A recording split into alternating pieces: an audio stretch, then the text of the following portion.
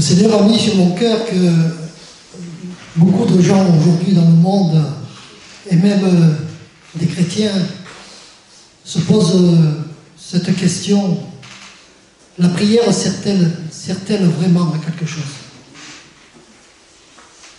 Alors en abordant ce sujet, je pense particulièrement à ceux, trop nombreux hélas, qui avaient autrefois l'habitude de prier et qui ne prient plus aujourd'hui. Ils ont fait de dures expériences. Ils se sont plus d'une fois adressés à Dieu dans leur détresse. Certains comptaient sur l'exaucement. Et l'exaucement n'est pas venu. Un être cher est tombé malade ou est encore malade. Peut-être même mort. La délivrance demandée leur a été refusée.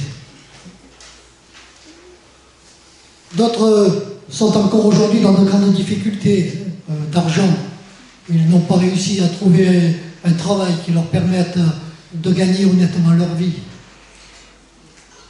Ou bien c'est le spectacle du monde avec toutes ces horreurs et toutes ces injustices qui ont fait douter de l'efficacité de la prière. Alors ils se disent: pourquoi Dieu reste-t-il silencieux en face de tant de misère? Comment peut-il supporter pareil spectacle?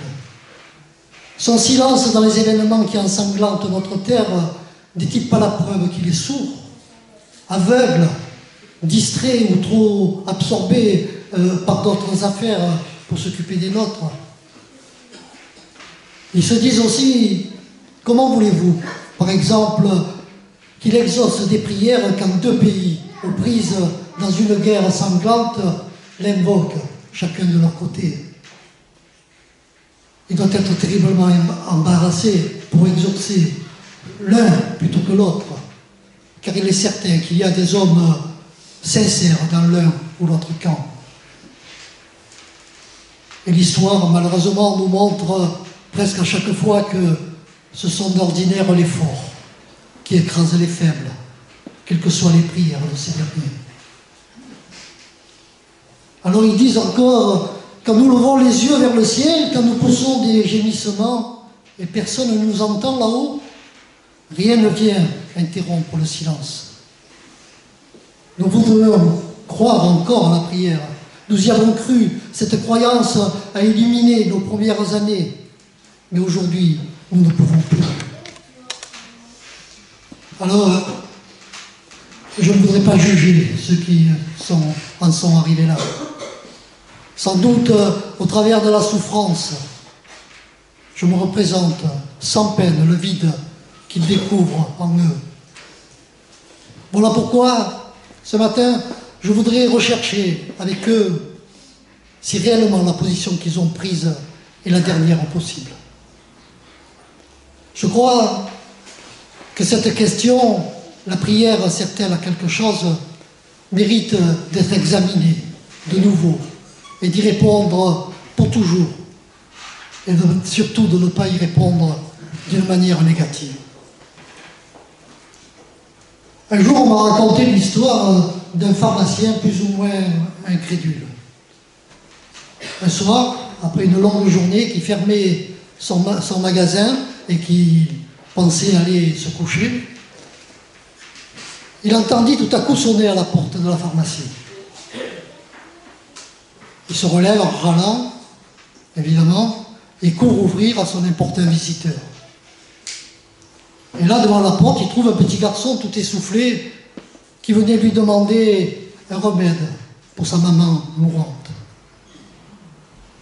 Le pharmacien lui verse une potion quelconque et une fois l'enfant loin, il se hâte de refermer son magasin.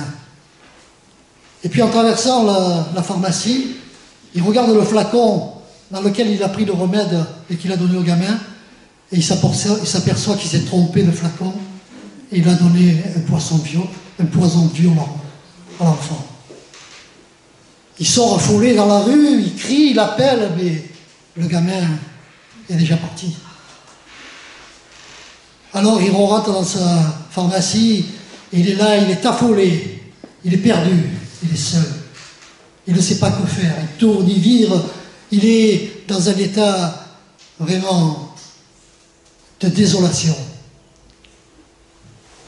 Et là, soudain, il se souvient des prières que sa mère lui avait apprises lorsqu'il était gosse. Et il se dit, si j'essayais de prier, je ne crois plus bien à la prière, je l'ai depuis longtemps délaissée, peut-être j'ai eu tort. En tout cas, cela ne me fera pas de mal d'essayer. Alors, dans son désespoir, il se jette à genoux au milieu de sa pharmacie. Et il crie, « Oh Dieu, tu vois ma détresse. Je ne sais plus que faire. Si ma prière monte jusqu'à toi, fais un miracle qui sauve ce pauvre femme. » Et il reste là, à genoux, les yeux fermés, les bras ballants. Quand tout à coup, on sonne encore à la porte. Il s'empresse d'aller ouvrir et là, il voit le petit garçon en sanglots devant lui.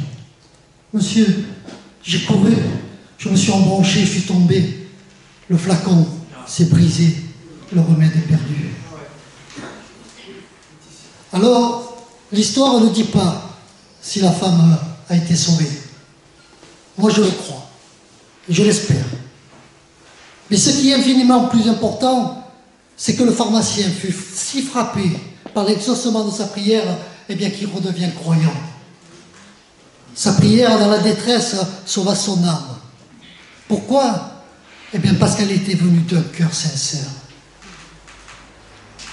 Alors, cherchons maintenant à nous rendre compte de ce que renferme cette histoire. Il me semble que l'on peut envisager 3 points essentiels. Premièrement, l'occasion de la prière. Deuxièmement, la prière elle-même. Et enfin, les conséquences de la prière. Tout d'abord, l'occasion de la prière. Tant que cet homme, ce pharmacien, était heureux, prospère, il n'avait pas besoin de prier Dieu. Il ne priait pas. Mais dès que les circonstances changèrent, se tournèrent contre lui, il en fut tout autrement. Sa détresse lui ouvrit subitement les yeux sur son impuissance. Il prit en quelque sorte conscience de lui-même. Sans doute pour la première fois. Il se reconnut faible, limité, incapable. Il est là, seul. Personne ne peut le sortir de cette impasse. Enfermé de toutes parts, il n'a plus qu'une chose à faire. Eh bien, c'est diriger son regard vers l'unique côté encore ouvert, le ciel, et Dieu qui le remplit.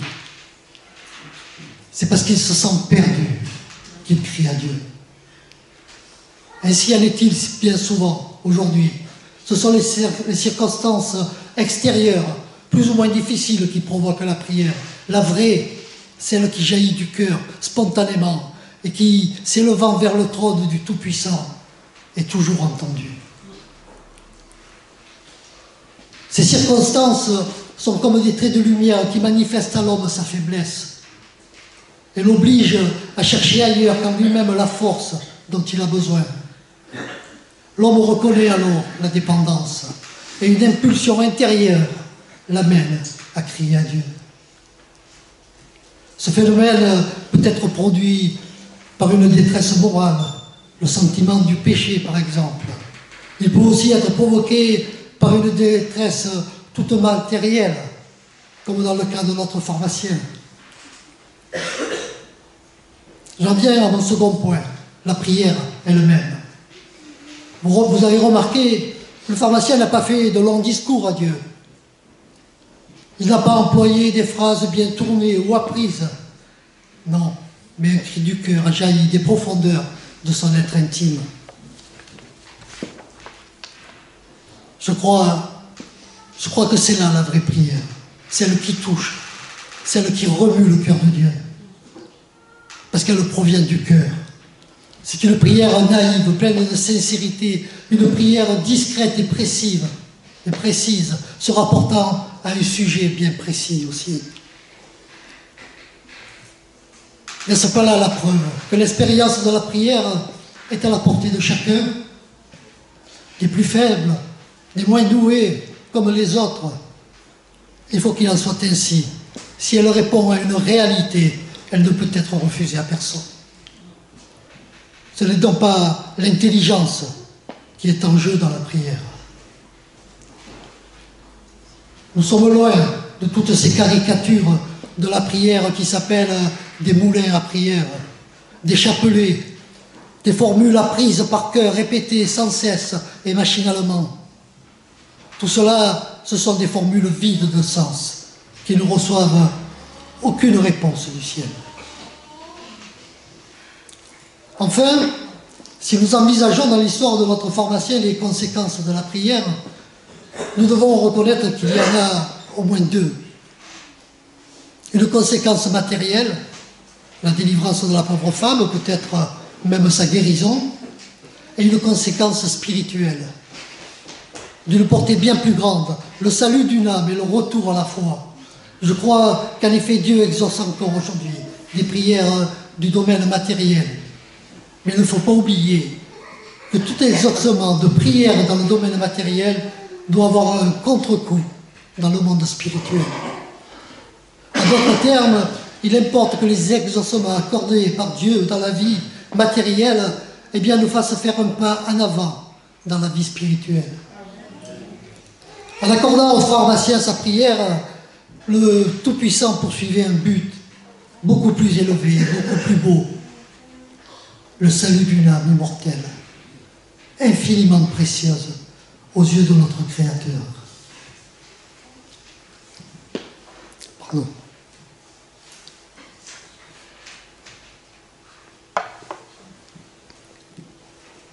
Est-ce que vous êtes toujours avec moi? Amen. Alors évidemment, celui qui ne veut pas croire peut parfaitement nier l'intervention de Dieu. Il dira qu'il n'y a là qu'un enchaînement de faits non naturels, qui se seraient tous bien passés si le pharmacien n'avait pas prié. Un enfant qui court, quoi de plus normal qu'en courant, il fasse une chute. En tombant, il casse la bouteille qu'il portait, revient au magasin. Encore là, rien que des faits qui nécessitent en aucune façon l'intervention de Dieu. Par cette chute, la femme est sauvée, le pharmacien profondément impressionné. Il n'a aucune raison de mêler Dieu à tout cela.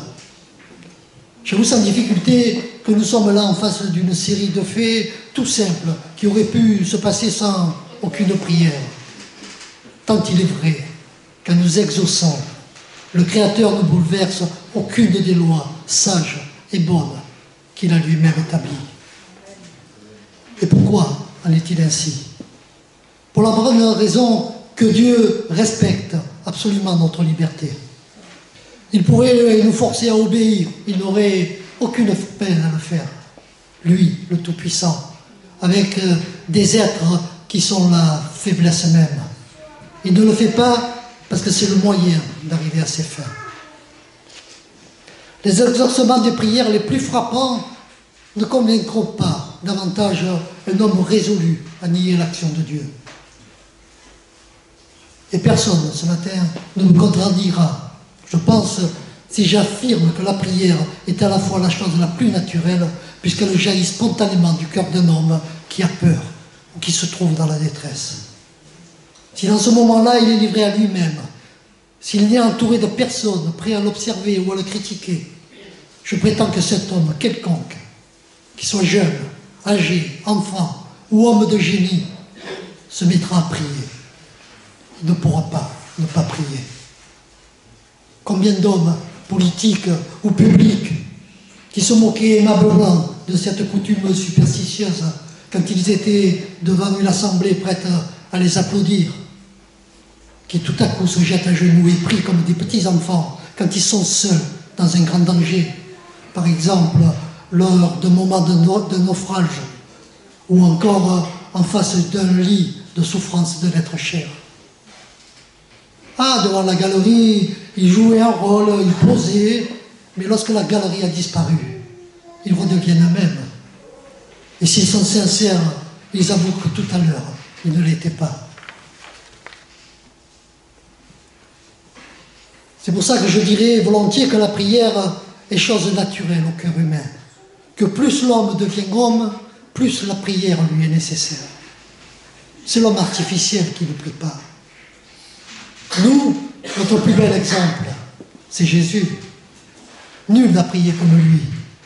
Il priait le jour, il priait la nuit, il priait en public, il priait dans le cercle intime de ses disciples, comme dans des tête-à-tête avec Dieu.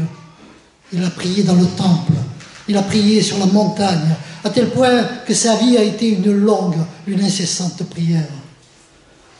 Et celle-ci était bien devenue comme la respiration de son âme, aussi nécessaire qu'à son corps, la respiration de ses poumons.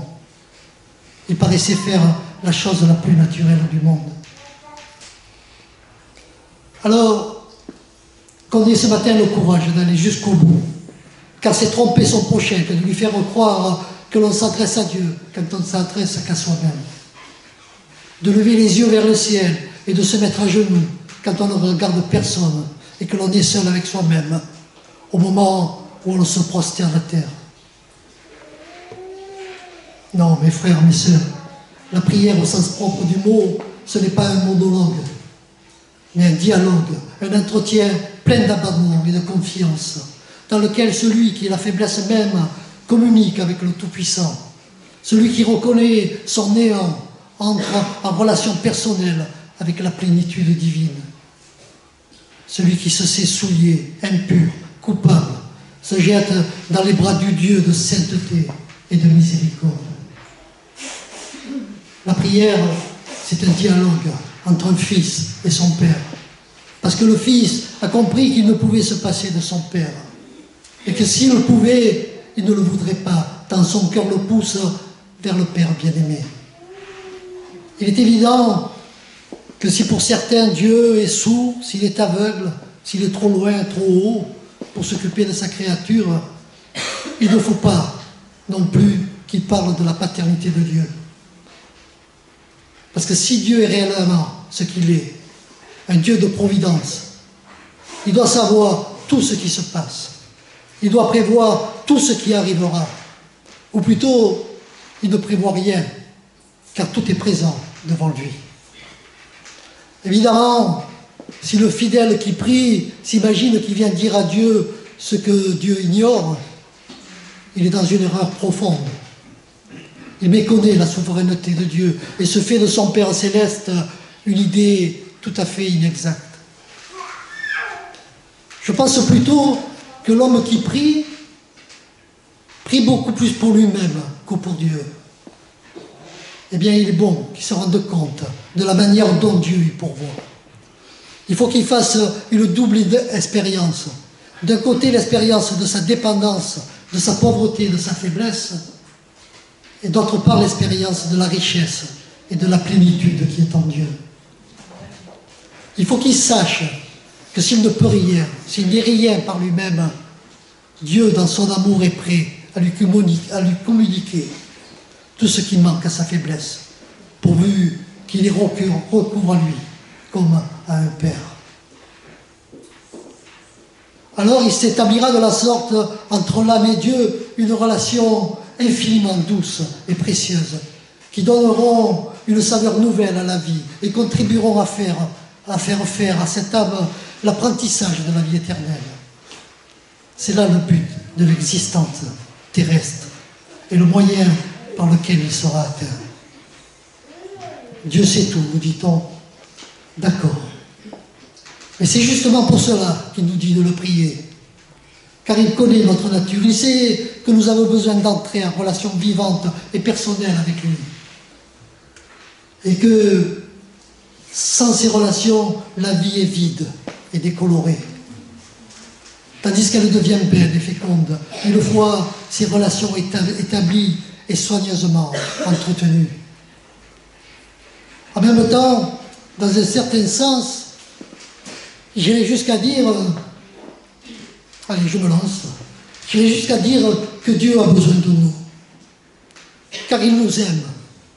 Et quand on aime, on se réjouit d'être en communication avec celui qui nous est cher. Dieu est amour.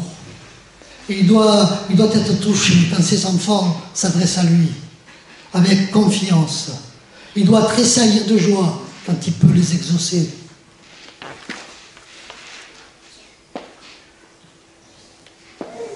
Il est étrange que ceux qui insistent si fort sur la paternité de Dieu ait tant de peine à croire à cette paternité d'une manière pratique? Pourquoi est-il si difficile à la raison d'admettre ce que le cœur réclame? Le cœur n'a-t-il pas ces raisons que la raison ne comprend pas? Alors certains diront, comment se fait-il que nos prières restent sans cesse inexaucées?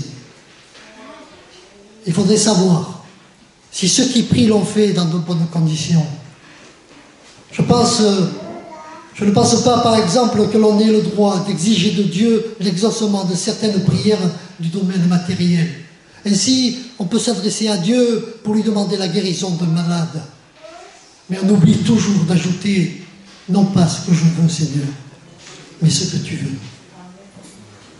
On a l'exemple de cette mère dont l'enfant était malade et qui a dit à Dieu, je veux que tu le guérisses. Si tu ne me le rends pas, je ne te le pardonnerai jamais. L'enfant a été guéri, mais il devint un voyou et il mourut dans un règlement de compte. Et sa mère le perdit pour un temps et pour l'éternité. Quand Dieu nous refuse quelque chose, il sait pourquoi il le fait. Nous devons nous incliner avec confiance devant sa sainte volonté. Parfois aussi, ce qu'il paraît nous refuser, eh bien, il nous le donne sous une autre forme et d'une manière merveilleuse. Il nous refuse quelques centimes pour nous donner 100 fois plus. Il nous refuse la santé du corps pour nous donner la santé de l'âme. Il nous refuse des biens matériels qui sont passagers pour nous donner des biens spirituels qui sont éternels. L'apôtre Paul dit, nous ne savons pas toujours ce qu'il convient de demander dans nos prières. Il se peut aussi que nous ne soyons pas assez persévérants. Nous commençons à prier, puis parce que l'exaucement ne vient pas de suite, nous nous lassons.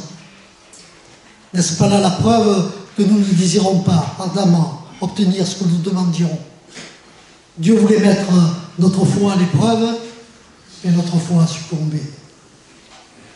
Enfin, et surtout, n'arrive-t-il pas que l'exaucement des prières soit refusé parce que celui qui les fait est encore en révolte contre Dieu? Voilà pourquoi tant de requêtes restent sans réponse. Au lieu d'en accuser Dieu, on devrait commencer par s'en accuser soi-même. Au lieu d'en chercher les motifs en Dieu, on devrait rentrer en soi-même et on ne tarderait pas à découvrir la vraie cause du silence de Dieu.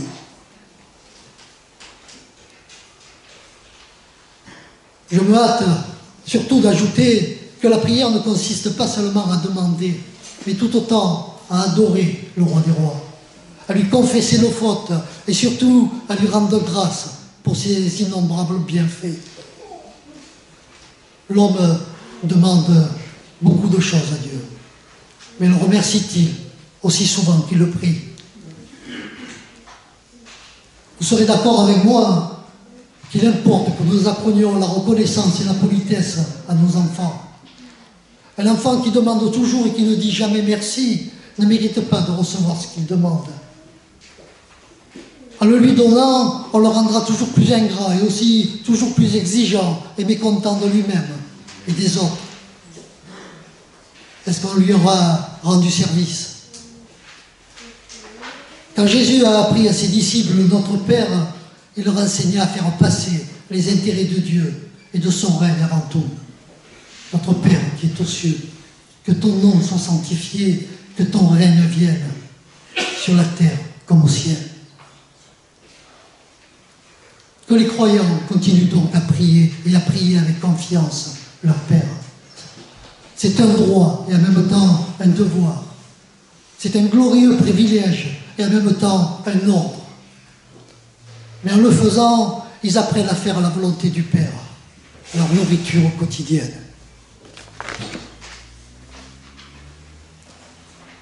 Que par la prière, chacun entre de plus en plus dans l'intimité du Dieu d'amour, pour lui devenir de plus en plus semblable, de plus en plus agréable.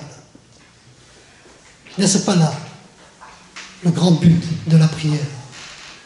Établir avec le Père des relations personnelles et vivantes qui nous forment pour le ciel. Plus l'enfant de Dieu avance, plus il fait sienne la prière de Jésus à Gethsémani. Non pas ce que tu veux, Père. Non pas ce que je veux, Père, pardon, mais ce que tu veux. Il reconnaît chaque jour davantage que la volonté de Dieu est bonne, agréable et parfaite. Et sa constante préoccupation est d'être et de rester dans le chemin de l'obéissance, en apprenant par la prière à connaître toujours mieux la volonté divine. En avançant d'autre part dans la vie spirituelle, eh bien, ces prières deviendront toujours plus des prières d'intercession. Alors, le chrétien prie pour les autres plus que pour lui-même. Plus encore peut-être. Et par là, il atteindra cet autre but de la prière qui est essentiel. Enfin, qu'il me soit permis de faire remarquer à ceux qui ne prient plus parce qu'ils ne croient plus à la prière, que moins ils prient, plus la solitude se fera autour d'eux. Le Dieu auquel ils ont cru encore, par la raison tout au moins, semble se retirer toujours, de plus en plus, dans le lointain, jusqu'à s'évanouir complètement. Et pourtant, tout changerait pour eux. Au contraire, s'ils invoquaient Dieu, et si par la prière, ils le mettaient à leur vie, ils le mêlaient à leur vie de chaque jour. Alors ayant appris à voir Dieu dans toute leur existence, dans tous les détails de cette existence, leur solitude se peuplerait, et leur désert se changerait en oasis. La vie à venir ne serait plus pour eux qu'une communion plus complète avec Dieu et la réalisation de toute leur espérance chrétienne. Si la prière doit produire de pareils résultats, il n'est pas permis de se demander si elle sert à quelque chose. Elle est l'apanage de l'homme, un glorieux privilège. La mettre de côté serait se condamner à une existence misérable. Amen. Amen. Seigneur notre Dieu, nous sommes venus ce matin nous présenter devant toi parce que c'est en toi que nous mettons toute notre confiance. Oui Seigneur, c'est par la prière que nous sommes en relation avec toi Seigneur. Aide-nous Seigneur à nous fortifier davantage, à prier chaque jour, chaque instant, à être en communion permanente avec toi. Et toi tu réponds Seigneur, toujours à tes enfants. Aide-nous Seigneur à apprendre à mieux te prier, à prendre Seigneur des moments d'intercession pour penser à nos frères, à nos sœurs, ne pas toujours se lamenter sur nous-mêmes Seigneur. Aide-nous Seigneur à grandir encore. Sois glorifié, sois levé, Seigneur, au nom de ton Fils Jésus. Amen.